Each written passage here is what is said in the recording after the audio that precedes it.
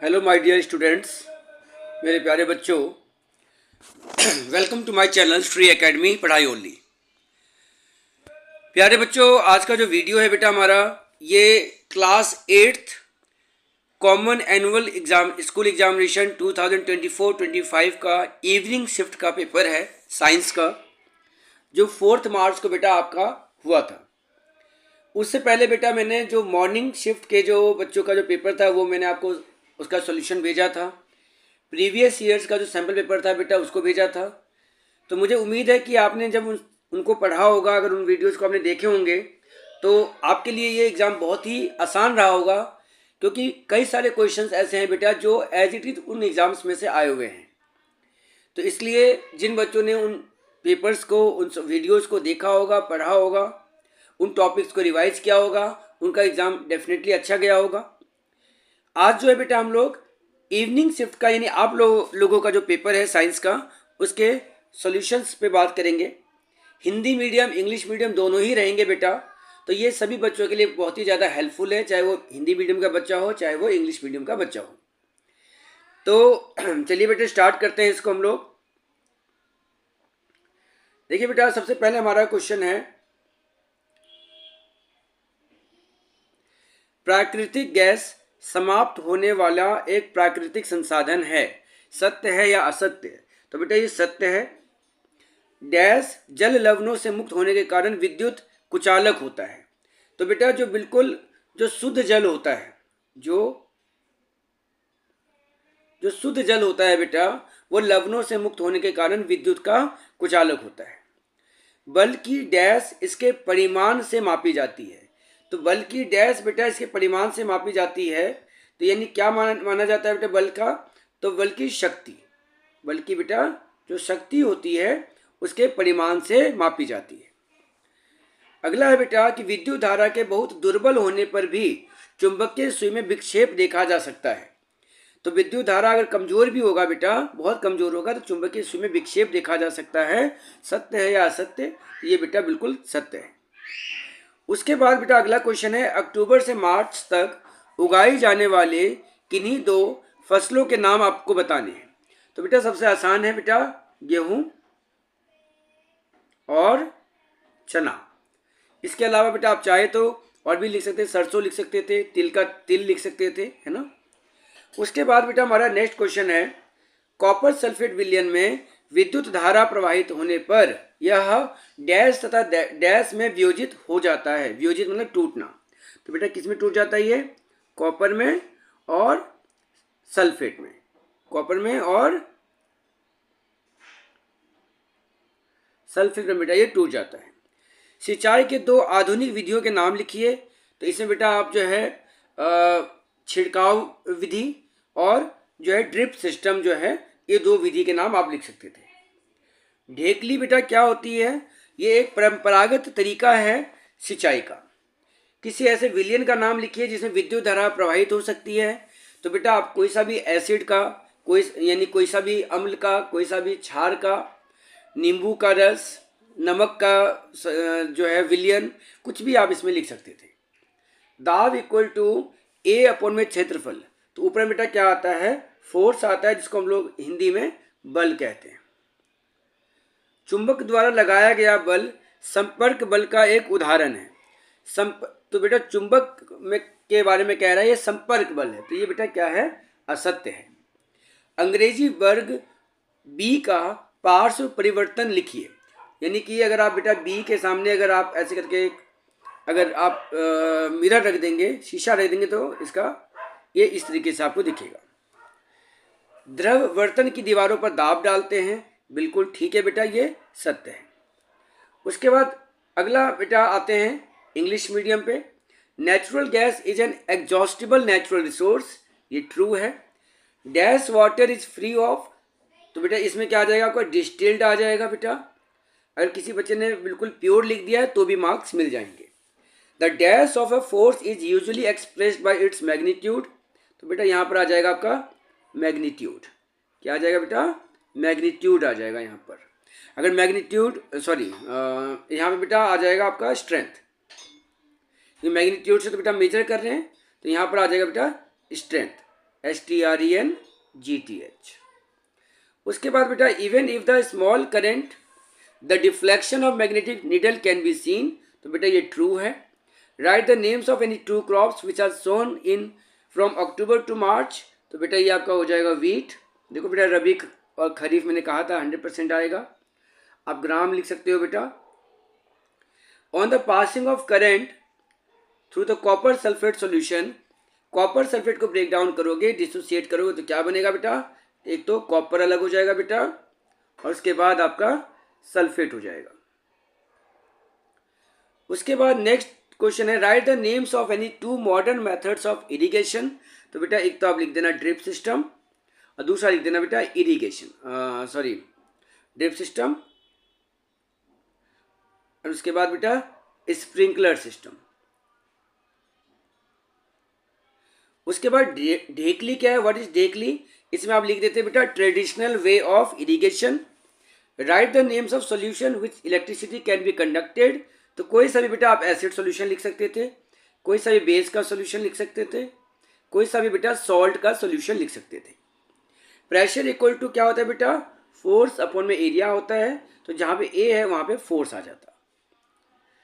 The force exerted by a magnet is an example of contact force, तो बेटा magnet में आपको contact करने की जरूरत नहीं होती है, ये एक नॉन कॉन्टैक्ट फोर्स है, तो ये आपका फॉल्स हो जाएगा। Lateral inversion of alphabet B, lateral inversion का मतलब बेटा अगर आप उसको उल्टा कर दें, यानी अगर आप बी को उल्टा करेंगे तो क्या दिखेगा आपको बेटा, ये दिखेगा। Liquid exerts pressure on the walls of the container, बिल्कुल ट्रू है बेटा। If force arises due to the interaction between two objects, ये कह रहा है बेटा कि कभी भी कोई दो ऑब्जेक्ट जब इंटरेक्ट करते हैं तो फोर्स अराइज होता है, तो बिल्कुल ये ट्रू है। आगे बढ़ते हैं बेटा हम लोग। Right the names of any to protozoa, तो बेटा जो मोस्ट कॉमन जो प्रोटोजोआ के एग्जांपल्स हैं बेटा वो आपके अमीबा आप लिख सकते थे, आप उसमें पैरामीशियम लिख सकते थे बेटा, यूग्लेना लिख सकते थे। Name two diseases that are caused due to bacteria, bacteria से होने वाले बेटा बीमारियों के नाम टाइफाइड और आप ट्यूबरक्लोसिस लिख सकते थे। फिर बेटा name the constituent of petroleum, petroleum के बेटा आपको कॉन्स्टिट्यूएंट्स लिखने थे और उन सबके 1 यूज लिखने थे। तो मान लो बेटा 2 मार्क्स का क्वेश्चन है तो मान के चलो कम से कम तो 2 कॉन्स्टिट्यूएंट और 2 यूजेज उनके लिखने थे। जैसे बेटा एलपीजी की बात आप कॉन्स्टिट्यूएंट में लिख सकते थे, आप एलपीजी, पेट्रोल, केरोसिन, डीजल, है ना, और उनके फिर एक एक यूज। क्वेश्चन 4 है बेटा, बहुत अच्छा क्वेश्चन है ये। अगर एम्पलीट्यूड ऑफ द वाइब्रेशन को अगर डबल कर दिया जाए तो साउंड की जो लाउडनेस होगी वो क्या होगी, तो बेटा साउंड की जो लाउडनेस होगी बेटा वो इंक्रीज हो जाएगी बाय 4 टाइम्स, क्योंकि अगर आप वाइब्रेशन को अगर एम्पलीट्यूड को अगर बेटा अगर आप ट्वाइस कर रहे हो, डबल कर रहे हो, क्योंकि एम्पलीट्यूड ऊपर नीचे दोनों तरफ होता है ना, ऐसे करके बेटा, तो ये एम्पलीट्यूड कहलाता है। तो अगर आप इसको डबल कर दो, यानी आप इसको क्या करो बेटा ऐसे कर दो, तो क्या होगा, तो लाउडनेस जो है बेटा 4 टाइम्स आपकी बढ़ जाएगी। अगला क्वेश्चन है बेटा 4th क्वेश्चन है, give an example of if the frequency of vibration is lower the sound would have lower pitch. तो बेटा ये तो आसान है, जैसे मान लो अगर आप एक थाली ले लो, एक स्पून ले लो और उसको धीरे से मारोगे तो तेज धीरे आवाज आएगी, तेज मारोगे तो तेज आवाज आएगी। ड्रम है बेटा, ड्रम को अगर आप लो फ्रिक्वेंसी से वाइब्रेट कराओगे तो उसकी जो है साउंड की पिच जो होगी वो भी क्या होगी बेटा, लो होगी। यूनिट ऑफ फ्रिक्वेंसी क्या होती है बेटा, हर्ट्स लिख देना था आपको। उसके बाद बेटा अगला क्वेश्चन है, image form by plane mirror, plane mirror में जो इमेज बनते हैं उसके कोई भी 2 फीचर लिखने थे। प्लेन मिरर बेटा जो हमारे घर में जो होता है, तो आप बेटा लिख सकते थे सेम साइज, है ना, सेम डिस्टेंस लिख सकते थे बेटा, वर्चुअल लिख सकते थे, ये सारी चीज़ें। On cutting vegetables with a blunt and sharp knife which is easier and why, blunt मतलब होता है बेटा जिसमें धार नहीं होती है, शार्प मतलब जो धार होती है, तो किससे काटना आसान होगा सब्जियों को, बहुत ही सिंपल क्वेश्चन है बेटा, शार्प नाइफ से। और रीजन भी लिखना है बेटा, क्योंकि आपको पता है कि प्रेशर इक्वल टू क्या होता है, प्रेशर इक्वल टू होता है बेटा फोर्स अपॉन में एरिया, तो शार्प जब होगा तो उसका एरिया कम होगा, एरिया कम होगा तो बेटा प्रेशर ज़्यादा लगेगा। उसके बाद अगला क्वेश्चन है, identify an attractive force that acts on all objects and give an example of it. ये कह रहा है बेटा एक ऐसे फोर्स का एग्जाम्पल बताइए जो हर चीज़ पे लगता है, तो बेटा क्या है वो, ग्रेविटी है। क्या है बेटा, ग्रेविटी। ग्रेविटेशनल फोर्स जो है सभी ऑब्जेक्ट्स पे लगता है। जैसे अर्थ बेटा मून को अपनी तरफ खींचती है ग्रेविटी की वजह से, मून अर्थ को अपनी तरफ खींचता है ग्रेविटी की वजह से। नदियों से बेटा, पहाड़ों से जो पानी आता है वो ऊपर नहीं जाता बल्कि नीचे ही आता है। किसी पेड़ में से कोई फल टूट रहा है बेटा, वो नीचे गिर रहा है, तो वो किसकी वजह से गिर रहा है? आपके ग्रेविटी की वजह से गिर रहा है। Make a list of 2 measures which help to avoid spread of malaria. Malaria ना फैले बेटा, मलेरिया आपको पता है बेटा मॉस्किटो से होता है, तो अगर आप मॉस्किटो के स्प्रेड को अगर आप अवॉइड कर देंगे तो मलेरिया अपने आप अवॉइड हो जाएगा। तो आप मॉस्किटो नेट को यूज़ कर सकते हैं, आप पानी कहीं पे इकट्ठा ना होने दे, है ना, साफ सफाई रखें। तो ये सारी चीज़ें जो हैं आपको मलेरिया से बेटा बचा करके रख सकती हैं।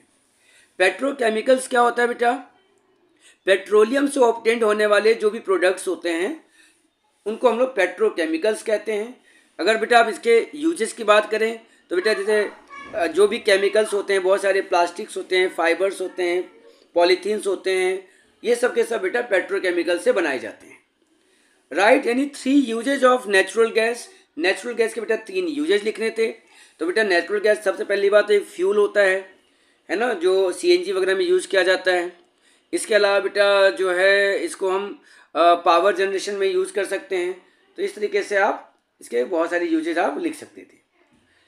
9th क्वेश्चन था बेटा कि जो सीड ड्रिल है, how is seed drill better than sowing through traditional tool.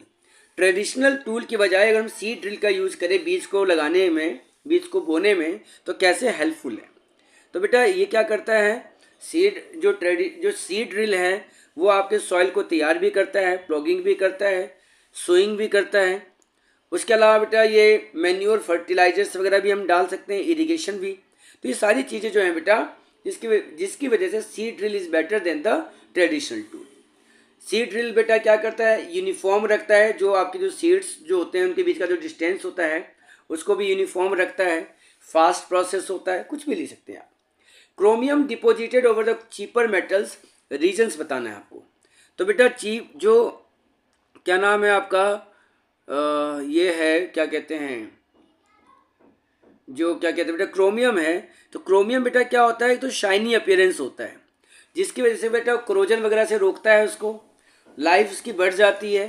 तो इन सब वजह से जो बेटा क्रोमियम को जो है हम लोग चीपर मेटल्स के ऊपर डिपॉजिट करते हैं। कैन रिफ्लेक्टेड लाइट भी रिफ्लेक्टेड अगेन? बिल्कुल बेटा यस, हम मल्टीपल रिफ्लेक्शंस कर सकते हैं। इसका एग्जाम्पल बेटा ये है कि जैसे भाई अगर आप किसी सलून में जाते हैं और आपने देखा होगा कि भाई उसमें अगर आगे पीछे दोनों तरफ मिरर्स लगे हुए हैं, तो आप देखोगे कि बहुत बार जो है आपकी उसकी इमेज आपकी बनती है। How many plane mirrors are use in periscope? Periscope बेटा क्लास में मैंने बता रखा है आप लोगों को, इवन कुछ बच्चे बना करके भी लाए थे एक बार। तो अच्छा नहीं बना के तो बेटा 9th क्लास के लाए थे। हाँ, तो पेरिस्कोप बेटा उसमें क्या होता है, कम से कम दो मिरर चाहिए होता है, जो 90 डिग्री के एंगल पे उसको रखा जाता है।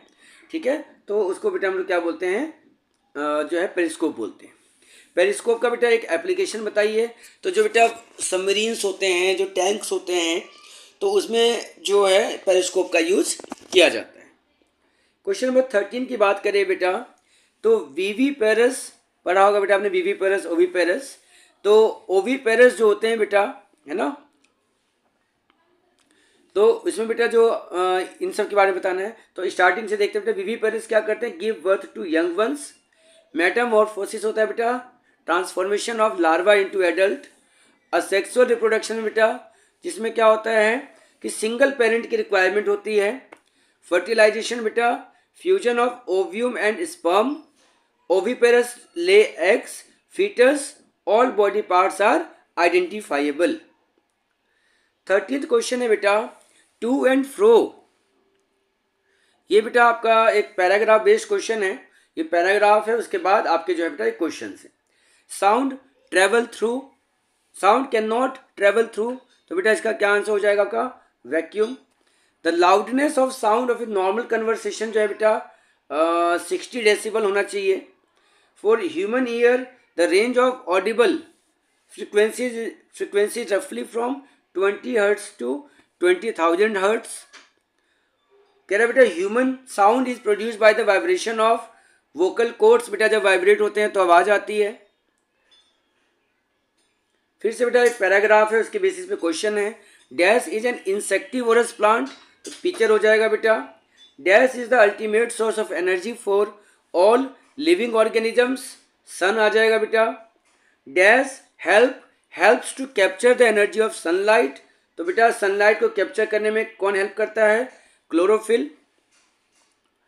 उसके बाद बेटा आगे बढ़ते हैं हम लोग। स्टार्च क्या है बेटा? एक टाइप का कार्बोहाइड्रेट है। Place where organisms live is called, उसको बेटा हम लोग हैबिटेट बोलते हैं। Dash is the animal living in desert, कौन सा एनिमल बेटा डेजर्ट में रह लेता है इनमें से कंफर्टेबली? तो कैमल। उसके बाद बेटा अगला है, deserts animals come out only during the night because in night temperature is, obvious सी बात है बेटा रात का जो टेम्परेचर होगा दिन के कंपेरिजन में थोड़ा सा कम होगा, तो lesser than the normal temperature.